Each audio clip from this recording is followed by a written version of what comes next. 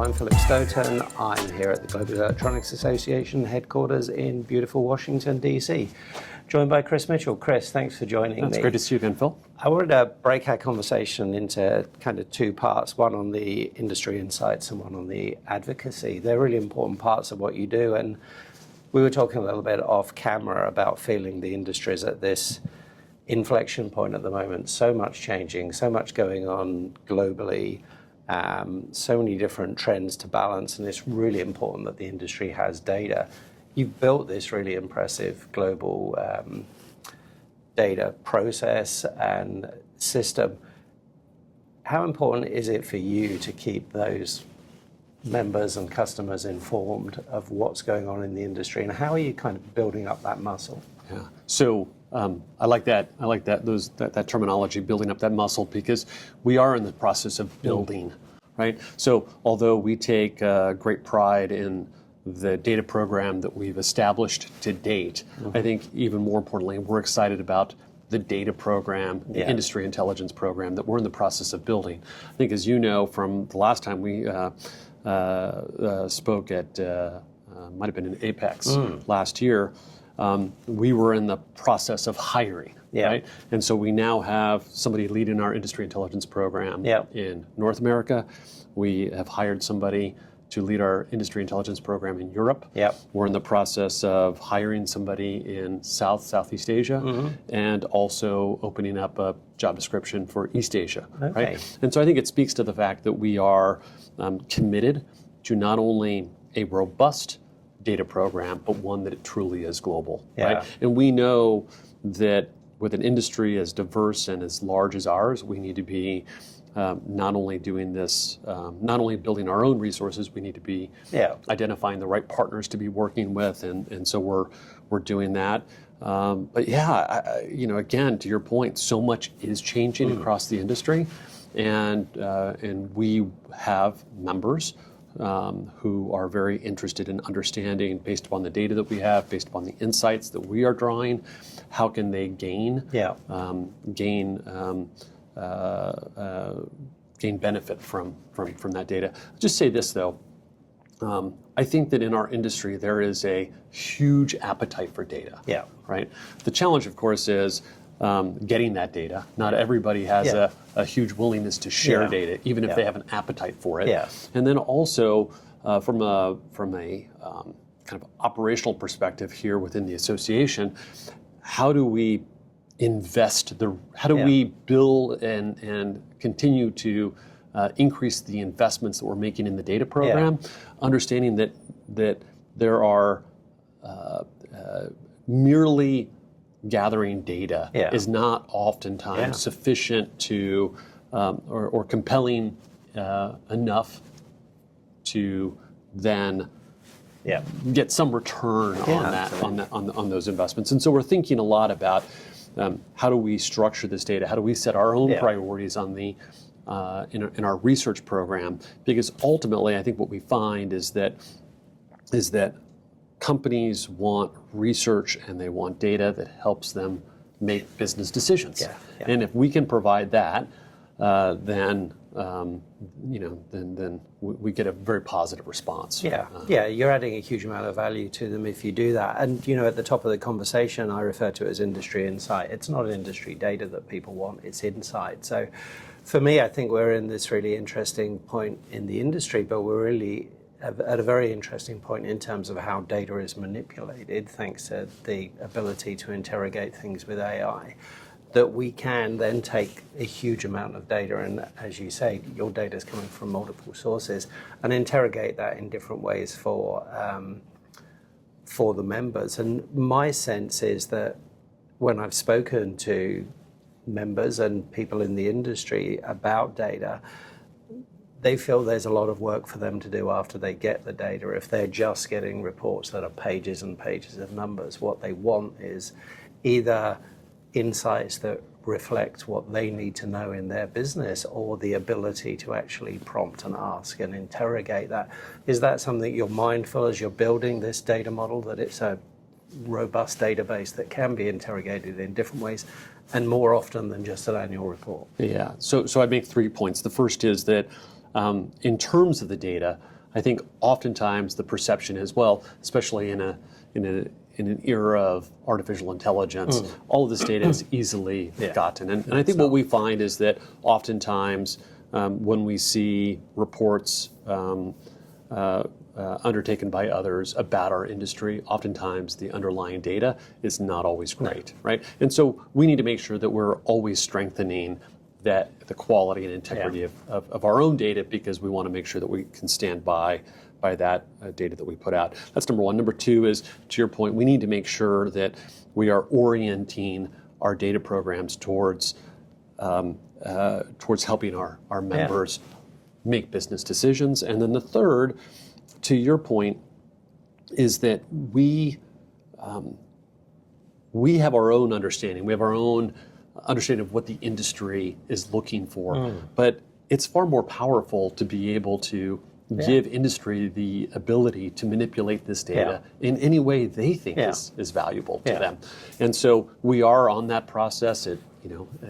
We're always impatient. It'd be fantastic to have something like this out there now.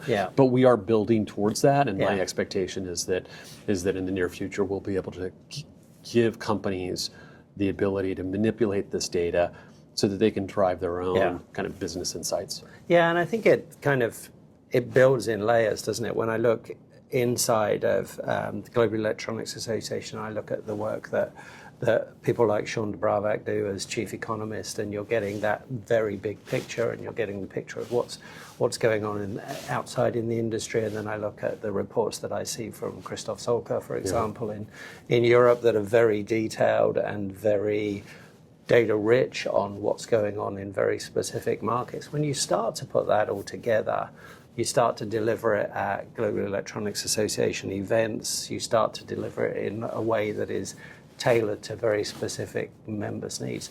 It's very powerful. It's a very powerful offering, but it's a very substantial add value to this larger ecosystem that is the Global Electronics Association. Yeah, I mean, as we have worked with Dieter Weiss to assume greater control and management of the European data programs for EMS and PCB, right? It is gives us a model for how we're doing this elsewhere around the world. But I think importantly, we need to make sure that we are thinking about these data programs in the context of, for example, specific market sectors, right? Because when we talk to the automotive industry, they don't necessarily always want to understand what the total industry looks like. They want to understand what is the supply chain for the auto industry look like. And so again, I think being able to in ever more sophisticated ways kind of slice and dice this data in ways that then companies can gain insight from, that's the goal. Yeah, it's huge, isn't it? And it really, what I find absolutely fascinating is it does feed into every other element of what you do. And switching gears a little bit and thinking about the advocacy side of what the Global Electronics Association does, when you look at what government wants and what politicians want, they want hard data to be able to support the opinions you're giving. If you're lobbying them, they're not going to lobby based on, I feel that this is the case. They want that data to support that. These things are really integrated, aren't they? Absolutely. And the reality is that that government more often than not does not have the data that policymakers feel like they need in order to make really smart decisions, right? And so I think that's where the partnership with government comes in. I mean, we've worked with government here in the United States to identify and put a spotlight on some of the supply chain challenges. We've done the same thing in Europe and elsewhere. So that's a really critical task. If we can't all agree on what the industry is challenged by, then how are we ever going to come to agreement on what the right policy solutions are? Yeah, and you have to be that consistent voice. And when I think about that consistent voice, what I've enjoyed very much over the last few years has been attending some of the events you've done in Europe, working with Alison James and people like that, but also understanding what you're doing here in the US. I see that you're doing similar things in India and other parts. So to actually be able to bring all that together, I mean, it's hard enough for the politicians to bring all that complex picture together, but to be able to bring all that together just gives you more value, because actually some of your largest members, many of your members are global companies. They must see that fact that you're bringing that global picture together, but actually acting locally with local administration is hugely valuable. Yeah, and you know, the reality is that we as an association have been on a journey in our advocacy program, right? We have had now for many decades an advocacy program, but what we've seen over the last dozen years or so under the leadership of John Mitchell is a far more intentional, far more well-resourced effort to elevate the industry's voice, not just here in Washington, but in Brussels and in capitals across Asia. And so that's exciting. In doing that, we have, I would say, probably over the last 5 years or so, placed a huge emphasis on building our credibility around the world. And oftentimes, like in Europe, for example, that's meant working very closely with European companies so that European policymakers understand that we are speaking for European companies. And that's really important in an environment like we're in right now, where there's a lot of geopolitical tensions and a huge desire among governments to shore up their own manufacturing bases. On the other hand, we do represent a global industry, global companies, and so we need to make sure that as we engage governments, we are also reflecting the concerns, the interests of those global companies, and to me, that's we don't see that as a dichotomy or in conflict at all, right? Because the fact of the matter is, I think these global companies, they too see that even as we safeguard global supply chains, we need to be taking more concerted efforts to build up the domestic supply bases around the world, right? Yeah, and I think what I think is interesting is it's actually a two-way communication. You're talking to those in Washington, those in Brussels about what is going on in the industry, what the industry needs, what the industry expects. But that's a two-way conversation. You're hearing from them what their priorities are, what they need from industry, what they have coming down the line, what their expectations are. It's challenging, fast-moving times, but actually being able to communicate that back to your members does become part of that broader insights package that you're offering, doesn't it? So it's very much a two-way communication. Do you find a lot of your members are saying to you, we don't know what's coming next? Are you able to provide any insight, or can you get us in the room with the right people? Yeah, it's an exciting time. Let me put it that way, right? There's a lot that's happening, and quite frankly, I'm not sure that anybody with any certainty can say what's going to happen tomorrow, right? And so we're in a unique political environment right now. All that being said, there are certainly steps we're taking to keep our members kind of abreast of developments, and also to make sure that they are in the room with people who are making decisions, right? And those meetings afford our members both the opportunity to convey their concerns, their needs, their policy ideas, but then in addition, get a better sense of, well, how is government approaching these issues? And when they understand how government is approaching these issues, obviously it allows them to make business decisions with those government inclinations in mind. Yeah, and with some confidence, even if it isn't with certainty, which is, typical of the current market. I think what's interesting, and again, something we talked about off camera before we started, is much as the world's very complicated, very dynamic, lots is changing, and as an EMS company or as a participant in the electronic manufacturing supply chain, you have to be agile and flexible. But a lot of what we're seeing is positive for the industry. It does feel that as the industry is changing, it's actually a positive inflection point We talked a bit about the EV market and EMS companies getting a better share of that. We mentioned the AI market, which, much as we're excited about using AI, we're even more excited about making it, because there's lots of electronic manufacturing involved in that.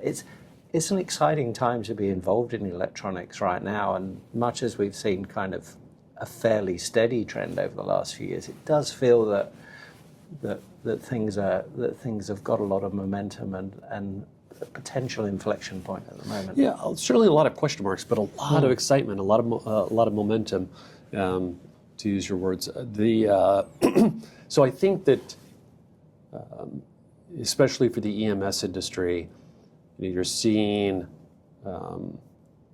as both governments but also OEMs think about surge capabilities, think about risk mitigation, continue to have concerns around quality and reliability and yield, and EMS, the EMS industry makes a lot of sense, right, in addressing some of these issues. And so we certainly see that the EMS companies are while they have always played a really important role, it almost feels like they're poised to play an even far more important role in the future. Yeah, and I think a more complex and more sophisticated role. I think one of the things that, as you see those trends in the industry, you actually see trends within the EMS companies.